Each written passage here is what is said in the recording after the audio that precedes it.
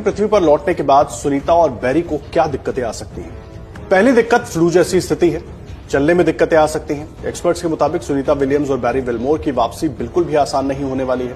पृथ्वी पर आईएसएस के मुकाबले माहौल काफी अलग है। दरअसल अंतरिक्ष का माहौल जीरो ग्रेविटी वाला होता है, यानी यहाँ अंतरिक्ष यात्री एक कदम में कई फीट की दूरी पूरी कर लेते हैं। इतना ही नहीं, कई मौकों पर तो उन्हें स्पेसशिप पर घंटों पैर भी नहीं रखना पड़ता।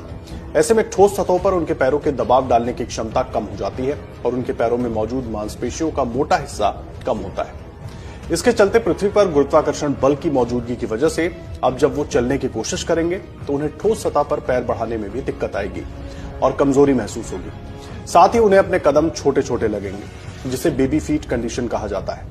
इतना ही नहीं, सुनीता और बैरी को पृथ्वी पर कुछ समय के लिए चक्कर आने और जी मिचलाने की शिकायत भी हो सकती है। एक अंतरिक्ष यात्री टेरी विट्स के मुताबिक आईएसएस के जीरो ग्रेविटी माहौल से लौटने के बाद उन्हें अपना वजन काफी भारी लग रहा था।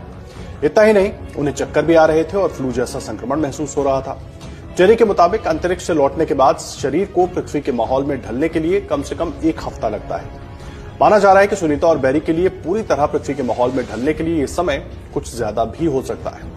दूसरी बड़ी दिक्कत होगी कमजोर दिल की। द गार्डियन अखबार के मुताबिक अंतरिक्ष में रहने के दौरान एस्ट्रोनॉट्स की हड्डियों का घनत्व कम हो जाता है, जो कि जल्दी ठीक नहीं होता। इसके अलावा उनके शरीर में मांस भी कम होता है।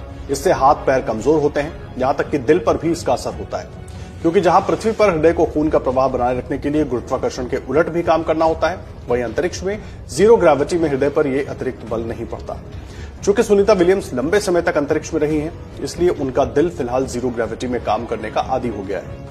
उसे खून को शरीर के हर अंग में पहुंचाने के लिए ज्यादा मेहनत नहीं करनी पड़ती। अब जब वो पृथ्वी पर लौटेंगी तो उनके दिल को गुरुत्वाकर्षण बल के खिलाफ भी खून का प्रभाव बनाना होगा, यानी उनके कमजोर दिल को फिर से पृथ्वी के हिसाब से मजबूती दिखानी होगी।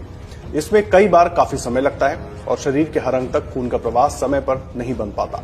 इससे अंतरिक्ष यात्रियों के शरीर में खून का थक्का जमने का खतरा बढ़ जाता है। तीसरी बड़ी दिक्कत होगी दिमागी असर।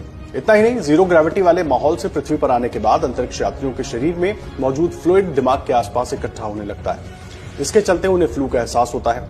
एस्ट्रोफिजिसिस्ट एलन डफी के मुताबिक इस फ्लूइड की वजह से अंतरिक्ष यात्रियों की आंखों की पुतली का आकार बदल जाता है और उन्हें देखने में दिक्कत आती है।